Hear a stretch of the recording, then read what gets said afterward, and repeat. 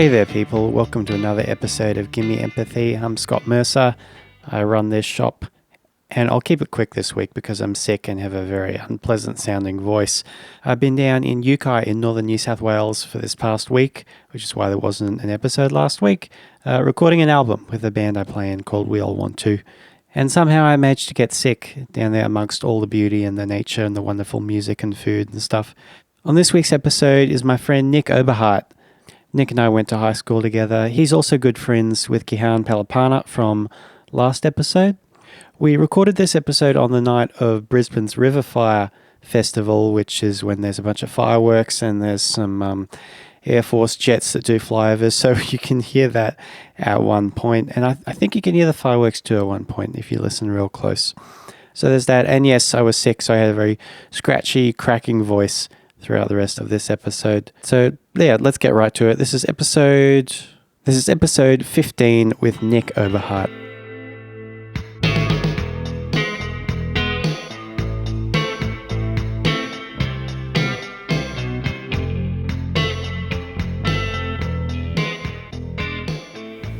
I got a bit of a sore throat down at Yukai. You'd think being away from the city you would not catch anything, but apparently someone brought down a cold with them. So was it just I know it was the band recording, but I mean, were there a lot of other people around, or was it really just yourselves? No, it was just the band and our engineer. So one of you basically just decided, fuck everyone else. Was it kind of locked in time-wise, so it was then or never, so they had to just bring the cold with them, or could you have rescheduled? No, not easily. And No. you wouldn't have rescheduled just because someone was sick, I think. Well, I mean, it's interesting. It's something that I've evolved on in a workplace sense. So Oh, yes. when I first started working and I had this stupid, like, wide-eyed idea of the world that, you know, you turned up to work no matter what, you know, you work hard. That thinking that somehow that was doing anyone at work a favor when you like have the flu is just stupid, because I can think of at least 2 occasions where I brought down my whole team within the course of a week just because I came in when I was sick. Captain Bring Down and his germs. Pretty much. So yeah, you've listened to a few of the past episodes, so you'll know I always begin by asking my guests how they know me. So Nick Oberhardt, how do you know me? Well, I know you from school, but I'm sure we met in grade 8, but I really only remember hanging out with you from like 9+ when we were in form together and English and a few other classes. I definitely remember English really well because yourself, myself, a few others were always kind of sitting together. Do you remember there was that classroom at the end of the main building, A block, I think it was. Yep, with Mr. Wolsey. With Mr. Wolsey, and they're in that room just off the stairs, second row back, annoying the ladies sitting in front of us. I remember we were quite competitive in English class. We probably were. I remember I always came second best to you when it was English. I couldn't beat you, even if I tied with you for, I think English was always 4 assignments, and the last one was always like a persuasive speaking one, and I could never match you in that because I'm a shit speaker in public. And that was the one, so we would get marked out of 20, I think anything above 17.5 was an A+ or something.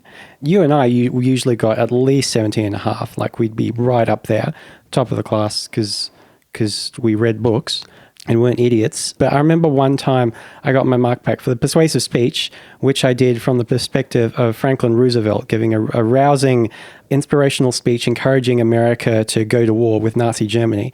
I got my mark back and I was like, I didn't know Mr. Wolsey actually gave out 20 out of 20s. And you said something like, no, but yeah, he's never going to start, or like something dismissive. And then like, I just tossed my 20 out of 20 under your nose, and I stood up and I said, "Suck my balls, Nick," like way too loudly.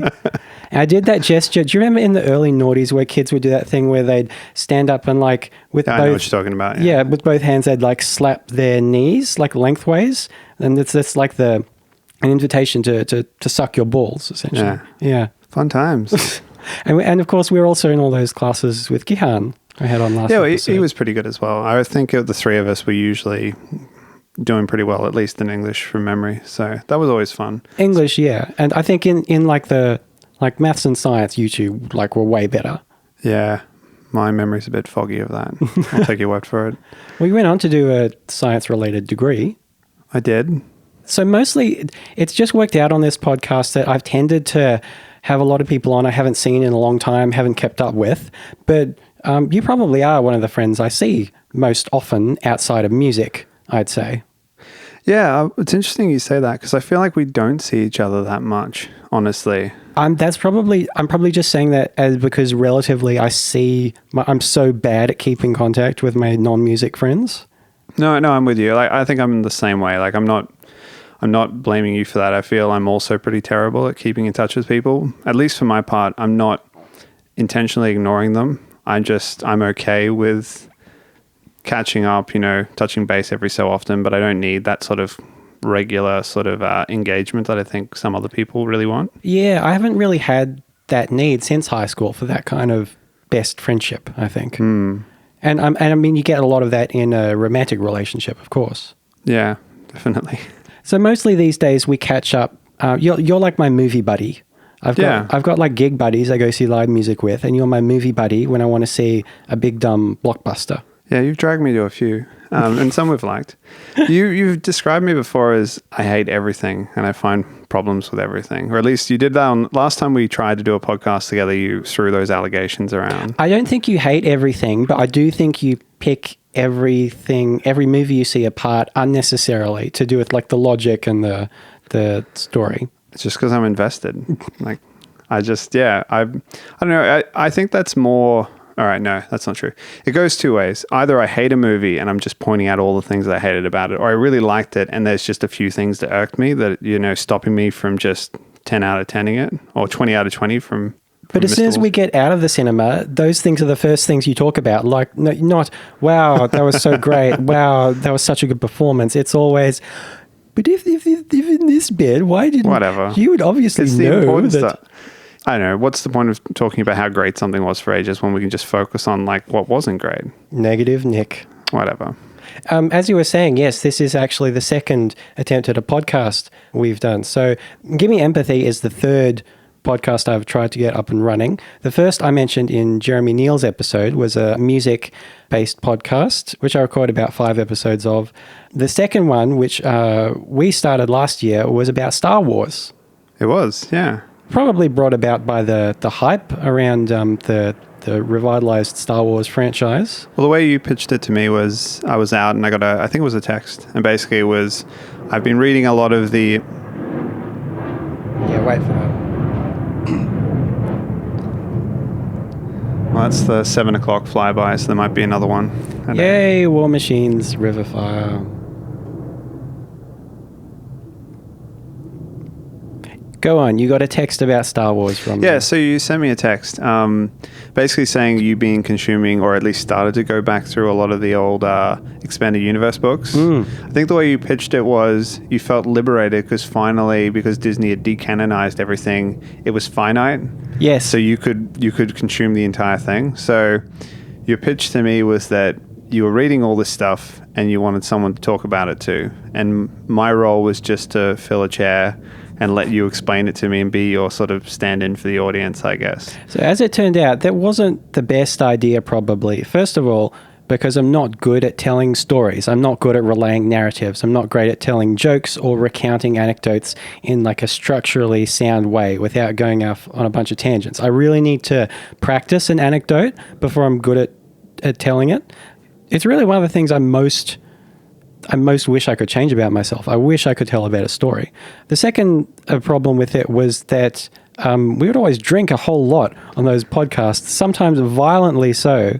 I'm really sorry about that. That's fun.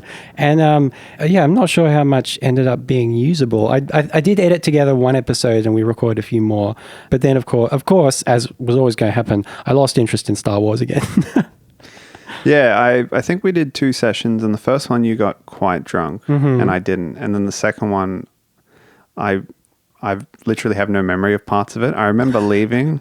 I think I remember ruining your bathroom, and I remember how we began. But yeah, there's a lot of empty gaps in there. So I really went hard the second time, and I think you ended up being a bit more sober for it. So we never really got in sync in terms of the right amount of buzz. Also, you stopped reading the books, right? So we kind of ran out of material to talk about. Yeah, there was probably a good 6 or 7 months where I was just reading Star Wars material that I'd missed the first time. Going in chronological publication order, going back to the Han Solo adventures and stuff from the 80s. Really cool. I'm glad I read it, but... Well, you lost a podcast as well, didn't you? One of the ones we Oh, recorded. yeah. Yeah, probably. Anyway. Did I mention we were really drunk when we recorded it? It was fun. I figured out that the best way to do a podcast, obviously, is to make it as broad as possible. This one has been about so many things over so many episodes. Yeah, well, I don't know what you're up to at this point, but I think when we're recording this, you've put out at least 14, so it's obviously been going pretty well now. You've sort of found a format you like. Yes, definitely. It's a lot more general. So yeah, we were friends in high school and we're friends now, but there was a bit of a gap there where we didn't really have a communication for quite a while. Yeah, so when high school finished, you went on to do other stuff like teaching, I think, and a few other bits and pieces. I went to uni for a long time. Yeah. So we weren't at the same uni campus. So I think you were at Kelvin Grove, right? Yeah. So I was at Gardens Point. So we're at the same uni, but different campuses. It's just one of those things. I think often when you, make friends at school, part of the sort of the bond of that friendship is that constant reinforced close proximity. Circumstance, yeah. You're just going to see them constantly. And I think a lot of friendships kind of get tested when that excuse to see each other isn't there anymore. It was never I don't remember it ever being I don't want to see that Scott guy anymore. It just, life got in the way. You meet all these new people at uni, all these other things you got to do. It's a complete life changer because you've gone from highly structured, put on a uniform, 9 to 3 sort of thing, and suddenly you've got all this autonomy. You get to sort of build your schedule. You're kind of being treated more like an adult than you, at least in my case, I ever had been before. And we just sort of fell out of touch. I think we tried for a little bit. You were doing some sort of Little Shop of Horrors production or something. Oh, yeah. I did a semi-amateur, semi-professional theatre thing. I was in the chorus of that. Did I invite you to that? Did you come to that? You did. You invited both me and Gihan to that, and we were both shit friends. Didn't turn up, sorry. That's all right. It was always, we planned to, but yeah. It didn't. Anyway, so yeah, I went to uni. We fell out of touch for a bit. I had no idea what I wanted to do. I don't know about you, but I had no idea what I wanted to do when I finished high school. I actually had a very clear idea. From the time I was maybe in grade 10, I really wanted to be a teacher. Well, I wanted to be an actor, but I wanted to get a teaching degree and use that as a fallback career. As it turns out, I wasn't good enough to do either. But I knew that at the time, I really knew what I wanted to do. Well, I knew that I was what you were supposed to aspire to, at least in my adolescent mind, was you'd be a doctor or a lawyer or something like that, neither of which I had the aptitude for. I ended up doing, I went to QT and I did a science IT degree because I figured I liked science and I liked CSI. So my majors were forensics and software architecture. Kept the software bit. Forensics got jettisoned along the way because it was completely useless and had no job prospects whatsoever. It was very poor.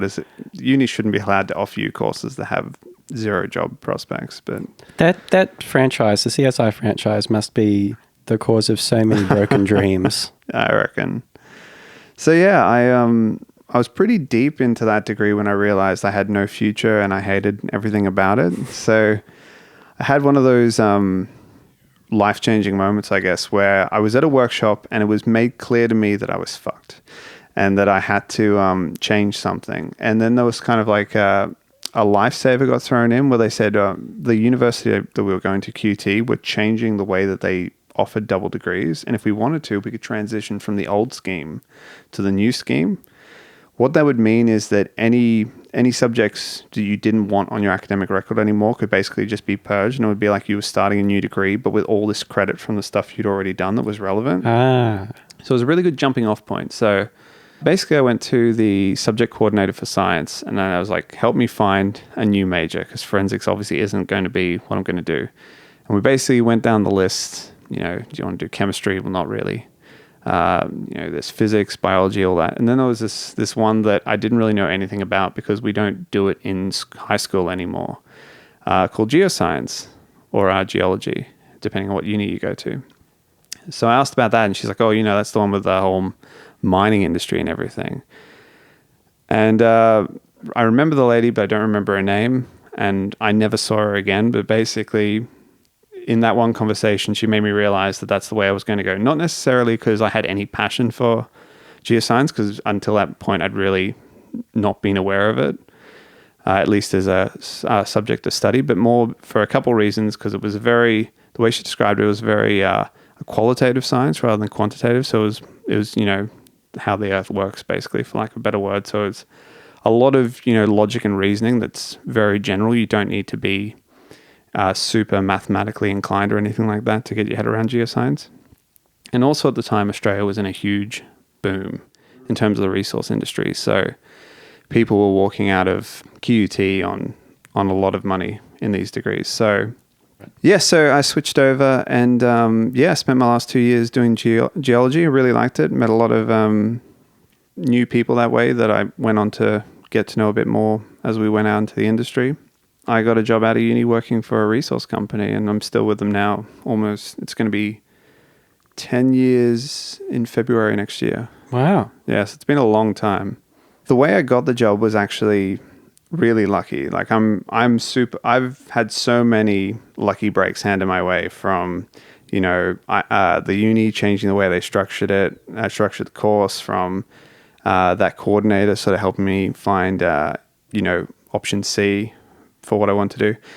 And then I was in my last year of study at uni, and I got a Facebook message from someone who wasn't a friend of mine or anything, but he had the same surname as me. Turned out it was just some guy trying to work on building his family tree. He was working with his parents and stuff. They'd been doing a lot of work trying to trace our families from when we emigrated to Australia back in the early 1800s to now. From Germany? Yeah. So, at least one of my ancestors is from Germany as I said, in the early 1800s. And so it turned out we were related very distantly, like 6th cousin, twice removed or something like that. But what was funny was he was like, oh, that's cool. You went to the same uni as me and you're doing the same subject as me. Small world. So he'd long since graduated. I think he finished in 2000. So when we were just starting high school. But he was like, oh, would you like me to put you in touch with my boss? I was like, sure, why not? So through a series of events, I managed to spend my last year of study doing a little bit of casual work in their office in the city, which was fantastic because it wasn't a long commute from where I was studying. It was in a field that I was trying to get a job in, and it really wasn't very intense either. It was just sort of clerical reporting kind of stuff. So that was amazing, and it basically gave me an opportunity that I may not have been able to get, just if I'd gone out hand in hand trying to look for a job, but it kind of gave me the inside track. And I've been able to hold on to a role there ever since. There you go. The long hand of nepotism can stretch all the way back to the 19th century to get you in. I prefer to think of it as the walking the path of least resistance. But I really lucked out there. And I'm really lucky to be where I am now. Could have gone the other way very easily. And so then we reconnected on Facebook, was it? Yeah. So I think it was my first full-time year working, and I think it was me, but maybe it was you. I don't remember. But it's one of us reached out, I think, through Facebook. And I think it might have been you, because I was one of the last people in, I guess, our high school class to have joined Facebook in 2009 or something. Like, it seemed like when I joined, everyone was already there. I remember your triumphant entry to Facebook. You had some big thing about, bow down before, I am here, unworthy or something like that. I don't remember. I think you're exactly. exaggerating. It doesn't sound like me. It was a bit bloated. But anyway, so we started to catch up again and do what we still do now, I think, which is just the odd movie and play video games as well. Play video games, yeah. Every once in a while, we'll glom onto an online game and kind of play that weekly for maybe a few months or so. Most recently, it was 7 Days to Die.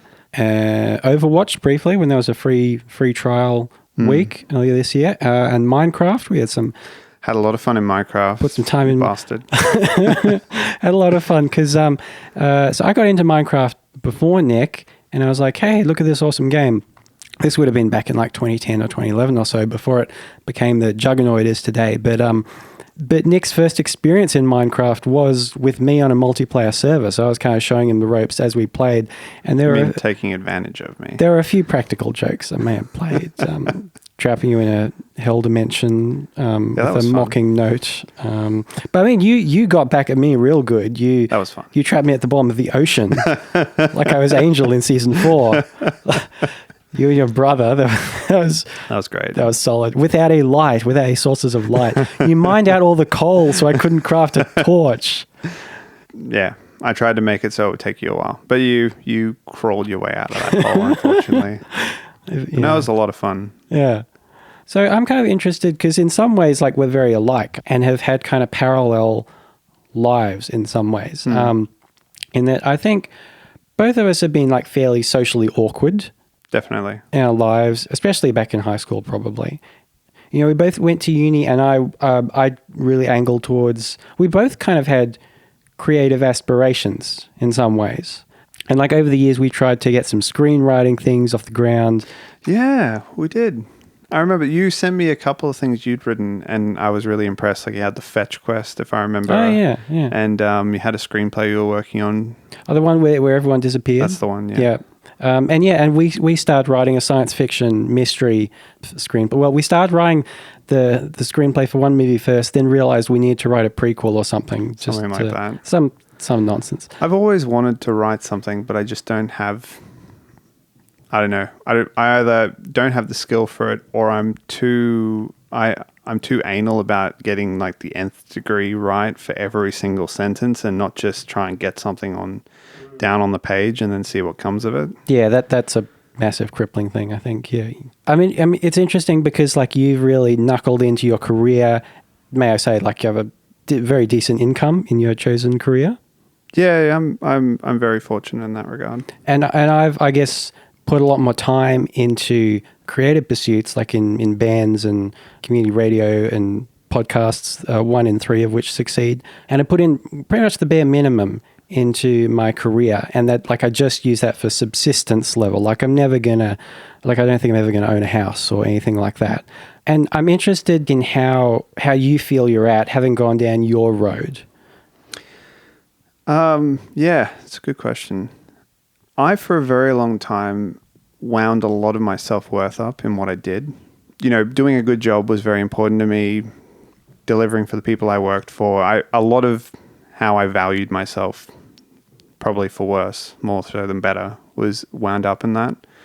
And there was a good long while there where I really kind of wound back all of my extracurricular activities and was very work-focused. So I think at the worst of it, I was, habitually staying 2 or 3 hours back after work because the thing that with a lot more maturity I've realized is there's always work if you look for it in I'm sure anywhere, but it's certainly where I was working or am working. Something that for the longest time I couldn't bring myself to do was just to put something to the side and say it can wait. I didn't like feeling that I was holding anyone else up, so I always wanted to sort of deliver a good product on time, that kind of stuff. And I really took a lot of pride, I guess, in the way I worked. Yeah, I was really, really dedicated, basically, to what I was doing. And how much of that is tied up in purely your own pride in your own work, and how much of it is about meeting the expectations of others? Basically, what happened was when I started off, I didn't know anything. And you start right from the bottom, not even position-wise, but just in knowledge-wise, and just try and make yourself useful as much as you can. But really, you're a hindrance to everyone around you because they already know how everything runs and you have no idea. But obviously, I think after a year or so, I became actually useful to people around me, I guess, as a tool. And then after a couple of years, I kind of got to a point where I built a reputation or rapport in the organization I was working for as kind of not a can-do man, but like a deliverer. I get stuff done. And I guess more for me than anyone else, I wanted to live up to that constantly. I didn't ever want to sort of let it slip. I felt very loyal to who I was working for. And I worked with some really tremendous people as well who mentored me and sort of made me better and better at what I was doing. And picked up a lot of new skills, like how to conduct meetings, how to sort of negotiate things, that kind of stuff. Like the interpersonal office stuff. Yeah, exactly. Like there's a whole parlance around how you speak in an office that just doesn't make sense in the real world. But people have all these words they, love to throw around in an office environment. I learned to be quite cynical of other people as well. What do you mean you learned? You've always been a cynical piece of shit. Yeah, that's a little harsh. One of the things I enjoy most about our friendship is that I put a whole lot of shit on you. Like, and because you can't do that with some people. Like some people, it feels wrong to kick them when they're already down or something. If they already have kind of a, depending on their personality, it feels bad to do that. I just feel like I can do that with you for some reason. And like, I love putting shit on everyone and I love receiving shit in return. But I recognize not everyone is comfortable having that kind of jocular relationship. It's actually killing me inside. Thank you for asking. No, that's all right. Yeah.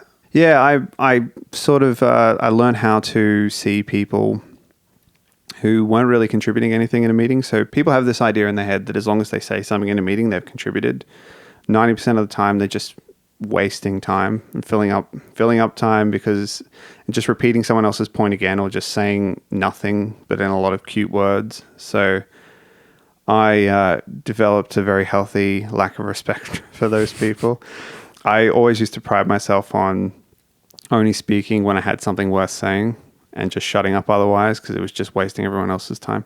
But anyway, so I got very, as I say, I just kept getting wound up in a way that I was working hard and I was making a difference and I had pride in my job and I didn't really realize how much of my self-worth was wound up in it until my employer started to do redundancies after the resource industry began to go into decline.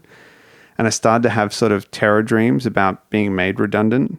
And I was really upset by them and I realized how invested I really was in it. What else did you have going on in your life at that point?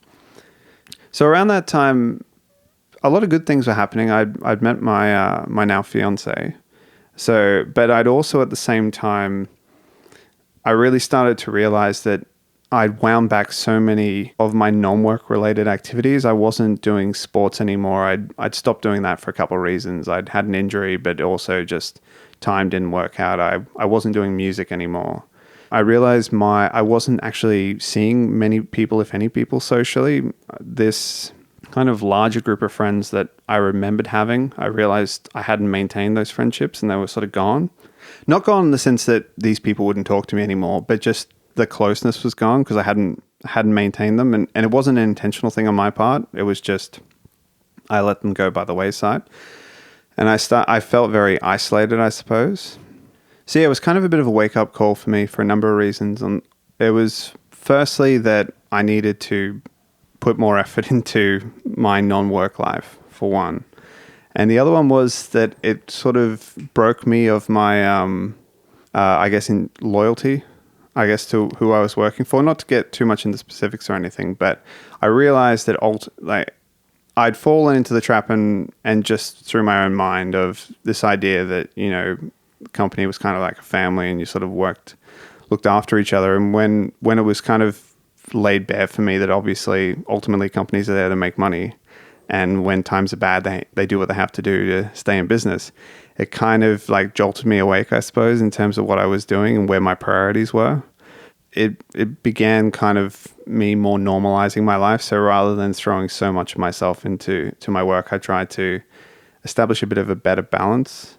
I don't know if I've really achieved it yet, but it's been my mission for the last couple of years to sort of get into some more extracurricular pursuits. I've been looking at sort of trying to get into a martial art or something like that. A couple times sort of trying to do some sort of creative project because I love creative things. I've always enjoyed creative writing and that kind of stuff. I'm just miserable at it. I can't do anything. I always have ideas and I can kind of get a start on something, but I have no follow through. I like to write the juicy kind of sexy bit, but all the lattice work you need to actually tell a good story, don't have the experience, or I'm ill-equipped to sort of do it, I suppose. I don't know if you've ever had more success with that kind of stuff. No, not really. And like you, I was very into creative writing. Like when I was in high school and stuff, I'd start a million little novels and stories and plays and things, and very rarely finish any of them. I was really lucky in that I eventually found music, and because songs are really quick to write, and they're very self-contained, and once you finished one, it's like a thing you can instantly point to and play and say, look at what I made. Like the effort you put into writing like a 3-minute song is probably what you would put into writing, I don't know, 1 or 2 chapters of a book, if that. So it's finding something small that you can finish is, I think, a big aid in fulfilling the creative impulse. Yeah, totally. I think you're absolutely right. And it's something I've got to identify that nugget and just do that and find accomplishment in just that. And if I can build more onto it, great. If I can't, well, at least I've done that one thing, rather than starting a whole bunch of stuff I never finish. Yeah. So I guess what I was getting to earlier was like as someone who chose to put all their time and all their effort into a career, which has been financially rewarding at least. Yeah. Do you regret that? Do you wish you had kept up a more creative pursuit? Sometimes I do, but I think I'm just enormously lucky in that I am pretty financially healthy at the moment. And I know that there are a lot of people who would probably... I don't regret it. I wish I'd been less lazy with the non-work stuff. I think I could have maintained a better balance, and it wasn't just work that sort of took me to where I am now. I think it was a combination of that and me not putting in the extra effort that I could have done. So I regret that, but that's more a failing on my part than the course I've taken. So I don't regret the course. It's been interesting because I like a lot of the people I work with. I can both see myself in terms of I have similar values to a lot of the people I work with, but there's also a huge disconnect, and I think people don't often realize there is that disconnect between how I think and how they think. I'm not the person I was in high school, so I've moved in some issues a bit more to the right than I was in high school, but there are other issues where I'm still staunchly to the left side of politics. An example where I'm completely disconnected from the people I work with is, an obvious one is like tax. I guess it's just a thing that once you earn a lot of money, suddenly it's so unfair that you get taxed for earning that money, and it's just, oh, poor me, I'm getting charged 45 cents to the dollar when I could be getting only like 19 cents if only I earned. It's just crazy. I don't get it because they're whining that, oh, poor me, I'm paying twice as much tax, but you're also earning probably like 3 or 4 times as much as that person. When you bear out the numbers, you're still well and truly better off. And there's a point, there's probably an economics term for it, but like when the poorer you are, the further, the more impact that, a few grand here and there has. Oh, yeah, absolutely. So what we have is a progressive tax system. So it penalizes the poorest people the least and goes after the richest people the most. And I've often heard from a really nice guy at work, lovely guy, but he's like, it's not really fair. We should have a proportional system, which is just a flat rate that everyone pays, because that's fair, right? I pay 30%, you pay 30%, whatever it is, and we're all equally contributing. But it's not fair. Like, I don't know. There's just this disconnect, and I've seen it happen to people who come from more humble beginnings financially, and then once you start to make more, just something changes inside. I don't think it's necessarily greed. I just think you start to see things differently, and you maybe lose perspective. So you come from a comfortable, very, very middle class background. Do you think it's fair to say? Yeah, I think it's fair to say. Like we were definitely not wealthy. Like I remember Mum, using coupons and lay-by and all those things. So we were not. I don't really know what the right terms are. We weren't, I guess, poor, quote unquote, but we certainly weren't wealthy or anything like that. We were just, as you say, kind of like very, very middle. These people at work, do they tend to come from poorer backgrounds or richer backgrounds? It takes all kinds, but I think probably more often than not, it's richer backgrounds. So people I guess they kind of grew up in more affluent families. So they probably grew up with the rhetoric of their parents saying the same things that they're saying now. I guess in some ways perhaps I only think the way I do because I grew up in a as you say, a more middle of the road family, and money was tight, and and I guess it's kind of given me a bit more perspective in that regard. But yeah, I mean, that's just the tip of the iceberg in terms of complaining about taxes. What my eyes have really been open to over the last couple of years is just how many opportunities the more rich people in society have to maximize their money, I suppose, for lack of a better word. Most people will never touch these kind of tools. So have you ever heard of a trust? I've heard of the word. I honestly don't know what it means. Well, I didn't know what it meant in detail till probably like 2 years ago when I started to look into it, because some of my colleagues were like, well, you should be doing this kind of stuff to make the most out of your money. And I have no problem with, maximizing your savings, making smart decisions and, building up a nest egg for the future. But the more I read into it, the more horrified I was, I guess, for lack of a better word, about these things. So what is a trust? So apparently the idea of a trust began in like the 11th or 12th century in the Crusades. So the idea being that the king used to, call on his knights to go to march off to the Holy Land. Mm-hmm. And if they died at any point in the journey, whether it was getting there, fighting, or coming back, he would then seize all their lands. And they couldn't refuse to go because then he'd brand them as traitors and execute them. That seems like a very convenient way for a king to suddenly increase his holdings by starting a war. Yeah, pretty much. It was all to do with like common law back at the time and how they saw property and that. But basically, knights had this property, and upon their death, it was just kind of taken back. So what they ended up doing was, after a while, was monks came. I think it was monks. At least the story I heard is monks, because at the time they were the educated class and the more scientifically literate. They came up with the idea of holding the knight's property in trust for him. So the idea being that when he went to war, he no longer owned anything but his armor and sword. And so if he died, the king was only entitled to those because he didn't own anything else. The rest was held in trust. By the monks? By the monks on behalf of the family, and the family benefited from the lands and that held in trust for them. So if the knight died, what happened to the lands that were held by the monks? The trust just keeps existing because the knight wasn't... Once they were in a trust, they no longer belonged to the knight. So do they belong to the monk? They belong to the trust. And then you get into all the complicated rules about how a trust works. But long and the short of it is the trust doesn't care about individual people. A trust is an entity that nowadays can last for 80 years and then it ceases to exist. So if we fast forward to now, a trust is a vehicle where rich people can really do some horrible things. So they basically, if you buy something through a trust, the trust owns it, not you. So the way a trust works is there are probably 2 or 3 key positions I'll just iron out. So there's something called a trustee, and they basically run the trust. There's a appointer, and they have the power to sack and hire a trustee. And lastly, they're beneficiaries. And the beneficiaries are the people who get money from the trust. So how a trust will work is you might buy a property, like a house or something. It might be an investment property. So the trust owns it. Now, the trust doesn't pay tax. So when the trust makes money every year, the trust pays the beneficiaries.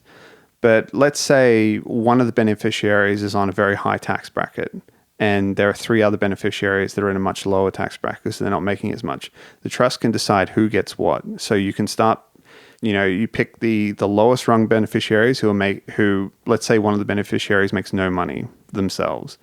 So you can pay them $18,000 straight away without paying any tax because that's, the tax bracket.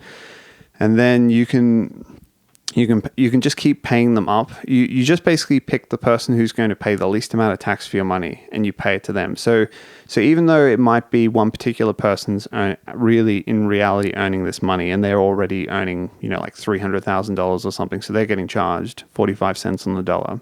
because they don't actually own anything in the trust, and the trust spreads its wealth to the beneficiaries however it sees fit. You can pay your kids, even though they didn't do anything, and all that money's, tax-free up to a certain point. You can pay your partner if they're not earning as much as you or not working. You can then start paying your parents. You can pay your grandparents if they're retired, and the only thing it'll do is if you pay them too much, it might disrupt any government payments they're getting, but basically you can pay grandparents. You can pay retirees tax-free, I'm pretty sure. They don't pay any tax on that. They just may not qualify for benefits anymore. If you can't find anyone to pay the money to who's at a lower tax bracket than you can just pay a company you make up.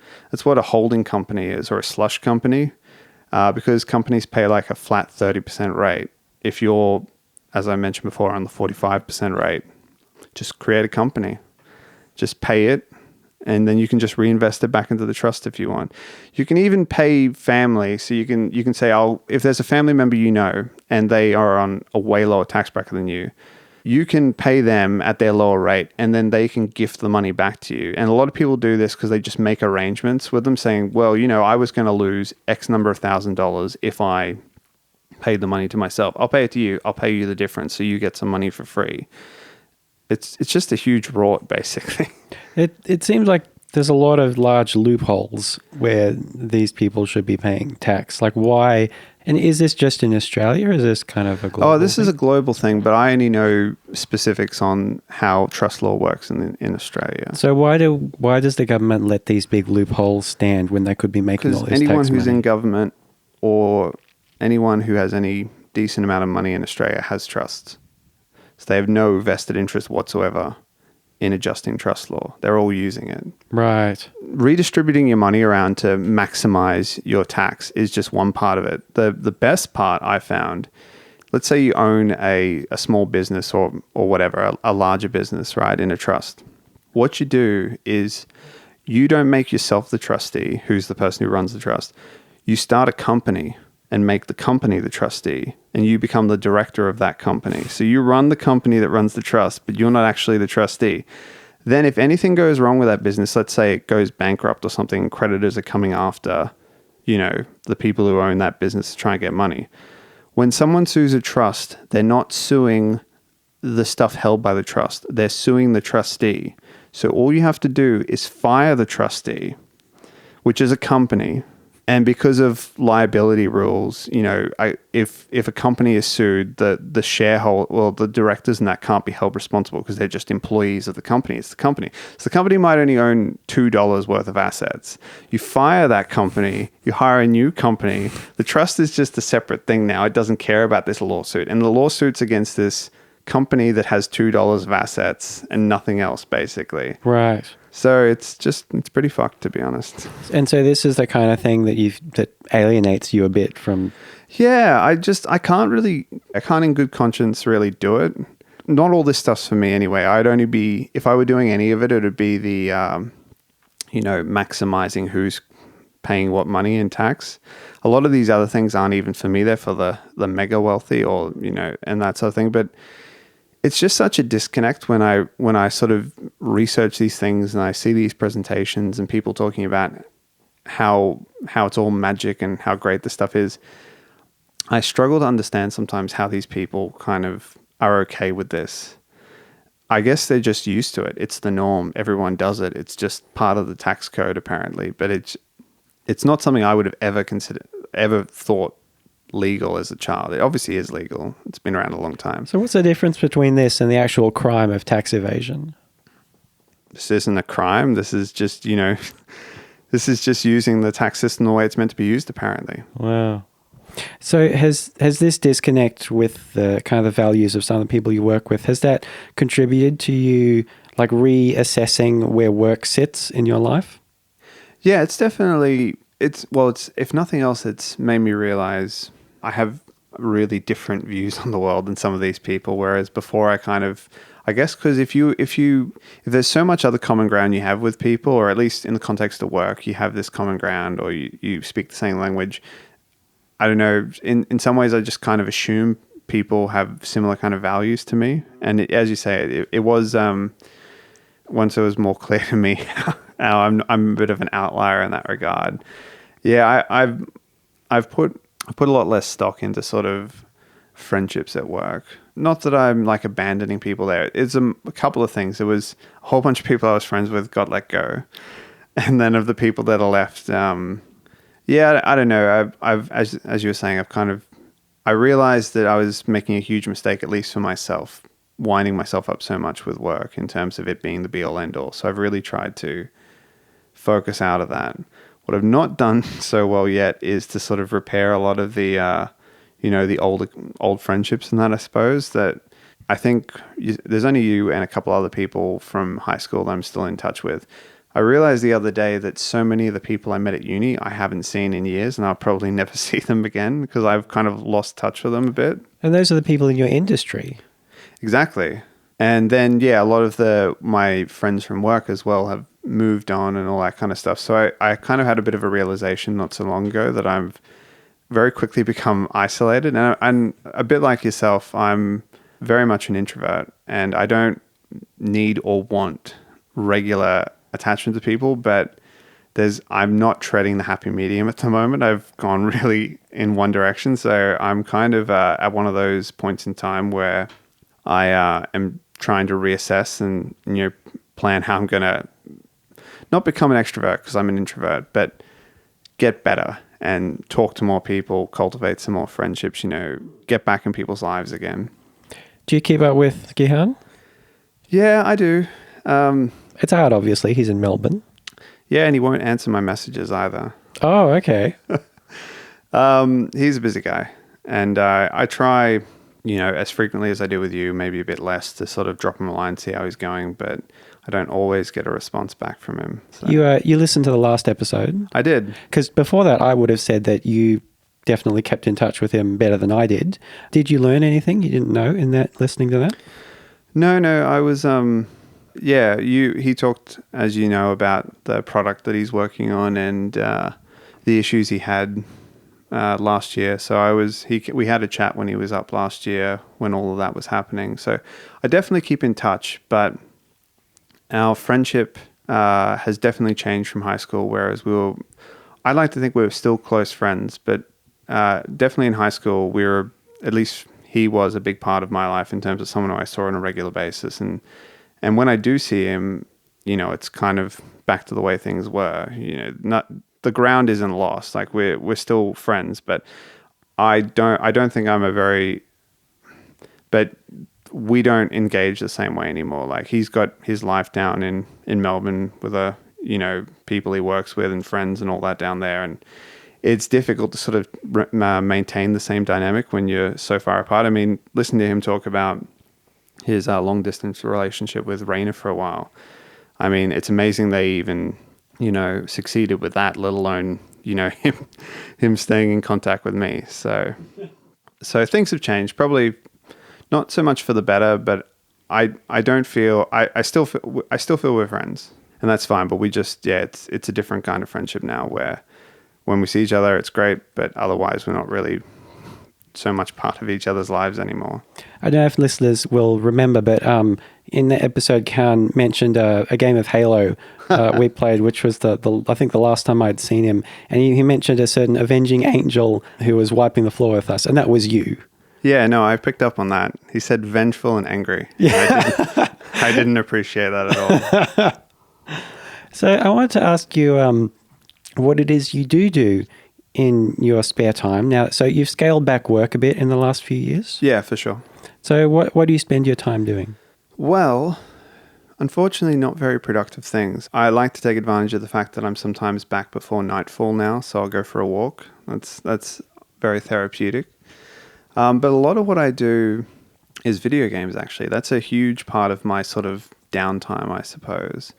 And especially I really like social experiences in games. So there's a lot of single player games that I've really enjoyed the stories. We've at different points been playing, the same game at the same time and talking about our experiences doing it. But I think the games in recent memory, or the last year or so, that I've enjoyed the most, like what you mentioned earlier, the 7 days and the Minecrafts. And and I end up doing a lot of video gaming with my partner and also on my own sometimes online. I've been playing a lot of Overwatch which I really shouldn't be because I'm not getting anything out of it anymore. But it's just so addictive chasing that sort of when you're winning, you've got to get the next win, and when you're losing, you've just got to turn it around so you're winning again. So it can be kind of a bit of a vicious cycle there, but I do enjoy it. Yeah, I think one of the things we often bond about is talking about video games and stuff, but I don't think I play them anywhere near as much as you anymore. Like when I look at your Steam profile and the hours you rack up in some games, I'm like, Jesus Christ, how many times did you play that? Like, I'm not too bad. There's some people on my Steam profile that have put literally thousands of hours into like the likes of Dota and that kind of stuff, which luckily that's not a bugbear I've ever sort of jumped on. But yeah, it's definitely a big part of what I do at home. You know, TV's been really good the last couple of years in terms of the quality of series that have come out. Except I'm the only person in Australia who's not watching Game of Thrones. Oh, really? Yeah. But I do like Westworld. Mm. But outside of those kind of things, I would like to be doing more. But I'm just trying to sort of figure out where to go from here in terms of how to take up my days. I don't want to just disappear into internet forums or anything like that. See that's the other thing. Like sometimes I wonder if, being on the other side of that, like I do have a bunch of creative projects going on, and some of them, I do get a lot of fulfillment out of, but they're also a big source of stress at not getting things done that I start, or not doing things well enough when I do finish them, and just generally organizing music and podcasting and radio around what's nearly a full working week. I only work 4 days usually. Like I sometimes wonder what would happen if I just gave it all up, if I stopped doing it all and just came home and played video games every night. And you do that. I do it. What's I'm it like? The dream. What's it like on the other side of the fence? It's great at first, but I have some regrets in that I wish I was doing. There's got to be some happy medium, because I envy you in terms of all these creative projects you're doing. And you mentioned that, sometimes you don't feel either you didn't finish it, or you weren't as happy with the finished product as you might have been. But surely there's some sort of feeling of accomplishment in there when you press send or finish something off, right? Yes, but like that, it's not too dissimilar from you playing Overwatch and just wanting the next thing. Like if you put something out that sucks, you're like, oh man, I gotta, it's like losing a round in Overwatch. I got to win the next one. If you win, if I make something I'm really proud of, like the fleeting sense of accomplishment is gone almost instantly. And it's like, oh yeah, well, don't dwell on that. Like your chances, you're not going to do that every time. Like you just got to do the next one. Really? And there's not even any loot in real life that you can get to dress up your characters with. Huh. Oh, I'm sorry to hear that. You seem really crestfallen, like, oh man, maybe I will never write anything now. Oh, no, it's not that. I am never going to write anything. I have no talent. But what I meant was I'm sorry that you do kind of, I guess you don't feel the level of accomplishment I would hope you would for everything you've achieved. Because, I mean, when we were at high school, I don't think you were in any way musically inclined. No. That's all been, you seeking out yourself since then. And figuring out I sucked at playwriting and acting. Well, we learn as we go. But it's very interesting and handy for you to tell me this. Because, yeah, I, on the other hand, because I don't have that, because I haven't exercised that muscle for a very long time, the sort of creative side of things, I often feel the same way. Like I've wasted all this time. I could have done something productive. I could have something for the world to consume that, at least I'd have done something. It's out there, whereas there's nothing really out there for me.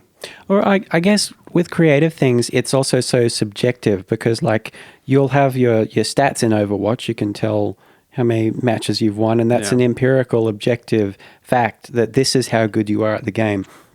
But even if you write a song that you're really proud of for a while, like you might look back on that after a few years and go, yeah, like, is that really all that good?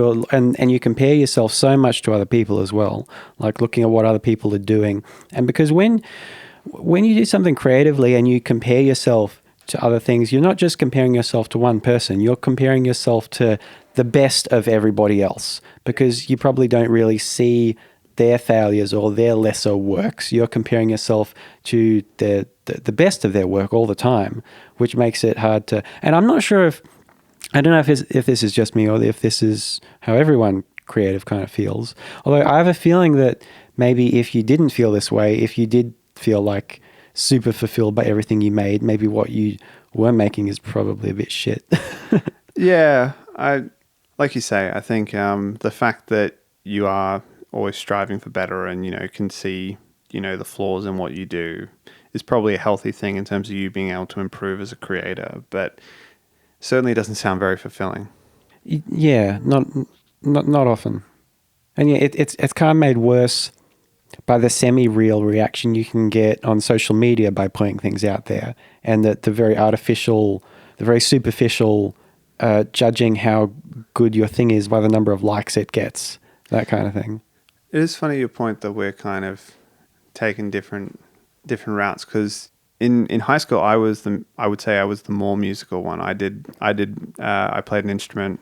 I was in a lot of groups in high school. I even continued on with it a year into uni. I kept up with the Queensland Youth Orchestra. Playing trumpet? Playing trumpet. And then I just hit a point where I just couldn't do it anymore. And I'd had, I don't know, I think I started in grade 5. So what's that, 8, 9 years or something? And I was done. No more. And then I gave it up. And I get grief about it from our one mentioned a couple time friend. Whenever it comes up, he's like, oh, you shouldn't have quit. You were good at it. I wish I could do blah, blah, blah. But just because you're good at something, I don't think you should necessarily do it. Like, it wasn't bringing me any joy anymore. Oh, yeah. And just because I was perhaps in the little pond that I was in, the biggest fish, didn't mean that meant I had to devote the rest of my life to that thing. Yeah, you don't want to become one of those miserable tennis players who, gets into it when their parents force them into it and they're miserable and worn out by the time they're 19. Yeah, exactly. So yeah, I gave up on all those pursuits, and you picked them all up and have done very well. But I'm poor. But I'm okay. No comment. So one of the other parallels that happened later in life is that we both started what turned out to be fairly long-term relationships around the same time, about 4 or 5 years ago now. Yeah. I broke up with my girlfriend in January, and you proposed to yours, and you're getting married next year. That's right. So what effect did your relationship with Amy kind of have on your whole thinking and reassessing what you want to do with your life? Yeah, so when Amy and I started dating, I was still very much like a workaholic. So I'd be coming home late all the time, and which wasn't really fair on her because she's a super social person. She loves being around other people. So I really felt bad because I was just kind of leaving her at home alone, and she didn't want to necessarily go out because she knew I'd be home at some point. She wanted to hang out with me, but she's just being left alone for long periods of time. So she's been really good for me in that she's very much an extrovert. So she kind of, she sets up the situations for me to meet new people, but at the same time I get to pick and choose. Like, I don't always have, she's happy to go out on her own if I'm really not feeling like it, but she also, but yeah, she's supportive in terms of helping me have more social interactions when I want them. We're very different personality types, but it seems to work. I don't know if that's the norm, but I see that in a lot of relationships where there are clearly, where everyone sits on the spectrum is always different, but there always seems to be someone from one point of the spectrum, and the partner, at least in my experience, is kind of somewhere on the other end of the spectrum. Then, in terms of being a social person? Yeah, so I'll see like the more social person partnered with the less social person. And it's not like a hard and fast rule. Like they can both be social, but I can always kind of see myself and Amy in these couples. So there's the one that's a bit more, anal and wanting to plan things and stuff. And that's something that I'm very much about in life. And then there's the more lackadaisical sort of person, a bit more carefree, happy-go-lucky. And that's, in our relationship, that's a bit more Amy. But I think you just bring that out in people the more I think about it, because like when we're out and about, I fulfill that role as for you as well, but I don't necessarily do that with my other friends. Like with you, I feel very much more of the wild card, the more impulsive type, but that's just in a reaction to your stodginess and unwillingness to try new things. Like I'll try that weird new pizza type, or yeah, sure, let's go into the city now. Let's go onto this other bar, just because I know it'll make you uncomfortable and it'll be funny. But Such a good friend. But I don't do that with other people. Really? You bring it out in me, I think. Okay, that's a working theory. And I wonder... It's kind of a dick if that's true. I'd be interested to talk to Amy about this because I wonder how much of that is intrinsic to her and how much of your hangdog mopiness just... You're throwing a lot of words around here. We could just say introversion, all right? Well, I like Amy because she puts a lot of shit on you as well. Yeah, but that's in the private. That's not on a podcast. That's in private. We'll see. Yeah, I know what you're saying in terms of we sometimes are different people in different environments. Like I'm actually, if I'm around people who are a lot more introverted, I become a bit more extroverted. Like there you go. So you're that person for someone even more introverted than you. But I'm not an extrovert. It's kind of by comparison I become same. the extrovert. Yeah. That's kind of how when Amy and I met at a party, some mutual friends of ours were throwing. So we weren't going to meet or anything like that. It just so happened that we were both there. And for whatever reason at that party, she was super introverted and super quiet, which is not her at all.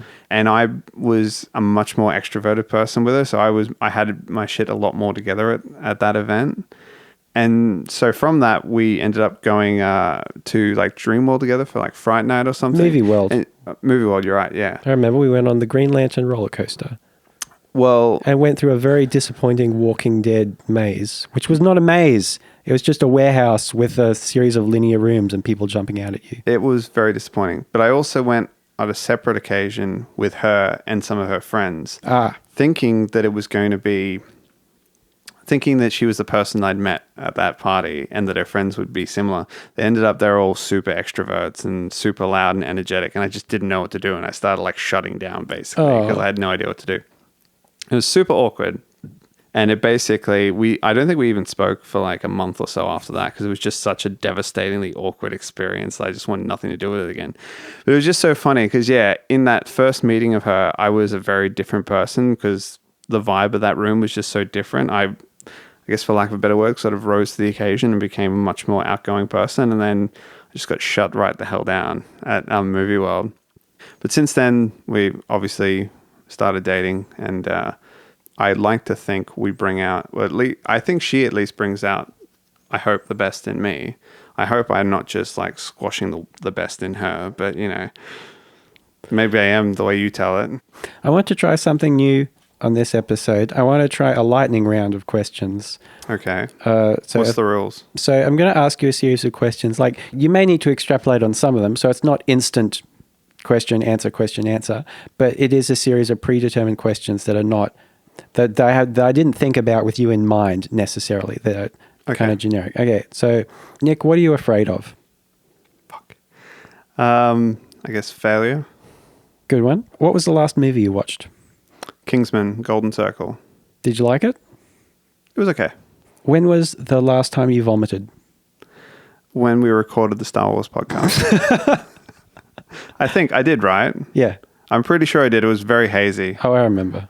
I remember the cleanup. When was the last time you cried? Oh, sorry. I know this is lightning. I'm not a big crier. I don't know if I've ever seen you cry. Yeah, it's not like oh yeah, man, I don't cry. It's just not something I really do.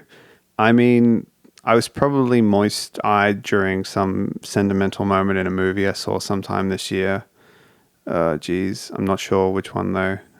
Last distinct time I remember crying was when my mentor at work told me he was leaving the company, and it was super embarrassing. Like I didn't cry in front of him, and I thought I was ready for it, but when he told me, I got super emotional, but I kind of like just sucked it up, you know, got out of that conversation as quickly as possible and then went off somewhere else and sort of let my emotions go. He was a huge part in sort of molding, I guess, at least professionally, the person I am. And I didn't think it would hit me as hard, but it was really fucking hard to deal with. How many species of animal have you seen have sex in real life? 2. Cows and dogs. Is that all? Yeah, I don't really look for animal buggery all that much. Well, no, but I mean, you said real life though, right? Yes. I'm not talking about, so you're not talking about documentaries or anything like that. Yeah, so yeah, I don't see enough cats to watch them fucking. Yeah. I've seen cats fucking. I watched my cat Moxie get impregnated with the litter Hot. she later had. That for some reason they came in to do it on the kitchen floor. That's This would have nice of been them. when I was about 8 or so. I've probably seen fish fucking because don't they just kind of like sprinkle over eggs? So it's probably at some point something I've seen without realizing. I wrote this question because last week I was at work coming back from lunch and I saw 2 minor birds fucking on a power line. What does that look like? So one of them was sitting on the power line. The other was fluttering above it and sort of mounting it like it was hovering. It's got to be easier places to do that than a power line. You would think so. Yeah. So I've seen cats. I'm pretty sure I've seen dogs, minor birds, grasshoppers. That was super gross. Again, what is that? It just one on top of the other. It's. I hate grasshoppers. They. That's like my one irrational phobia is grasshoppers. Like big brown grasshoppers, not the little cute green ones. It's impressive though. Yeah, I'm sure I've seen some dogs fucking on the side of the road at some point. Who hasn't? I've never seen. What was it? Cows though. Yeah, well, my grandparents owned a property in south central Queensland. So there's a town on the New South Wales Queensland border called Texas. So I spent a lot of time as a kid, like once or twice a year, going out for a week or so to hang out with my grandparents and help move the cattle around for grazing and that kind of stuff. So he just had heifers. He didn't have any bulls, but in that part of the world, the other owners, other farmers did. So I saw it at some point or another out there. I'll say they lend the bulls to your grandfather? Yeah, that's right. So it's the other way around. The cow goes to where the bull is. Oh, okay. And so you leave that there for a bit, take care of it, and you come back, and then the cow... That sounds like Pokemon. Yeah, pretty much just like the Such a daycare. non-graphic thing. You'll just leave these two together and you come back in a little while. What they'll also do is they'll buy some extra calves that either didn't take to the mother or something like that, and they'll, at birth, kind of introduce them to the mother at the same time, and more often than not, she'll accept them as her calves as well. And because if she doesn't have enough cows, she's got a lot of milk to go around anyway, so they just kind of take advantage of that. I saw a video today on Reddit of a kitten trying to suckle an adult male dog.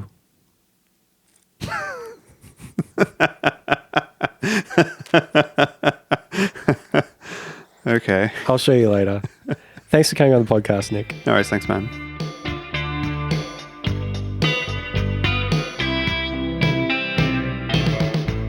So that's my friend Nick.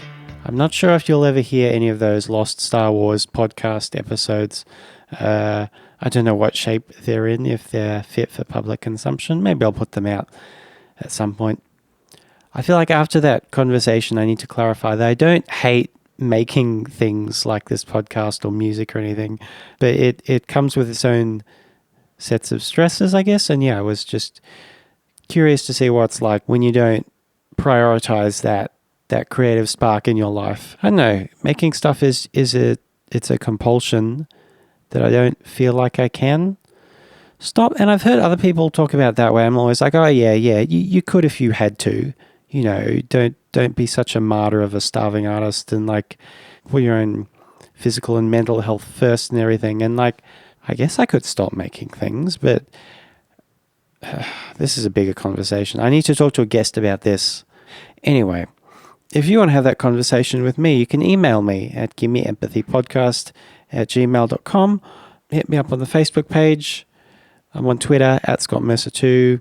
You can hear me on the radio in Brisbane, 4ZZZ 102.1 FM, every Saturday from 2 to 4 p.m. or online. You can stream it from wherever, 4zzz.org.au.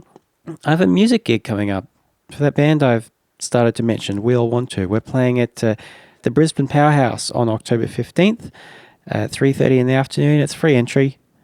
I play bass in that band, but you could come and see that, I guess.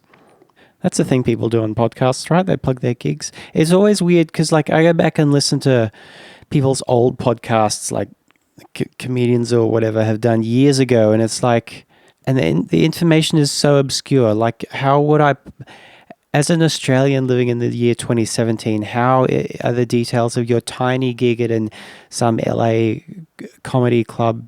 Like, what good is that to me? Why am I still listening to this? I don't know. Hopefully, you are temporally and physically in a space where the information that I'll be playing the Brisbane Powerhouse at 3 p.m. on October 15, hopefully that is useful to you.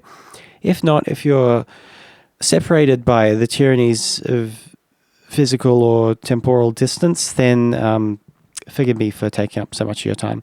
All right, goodbye. Until next week, stay amped.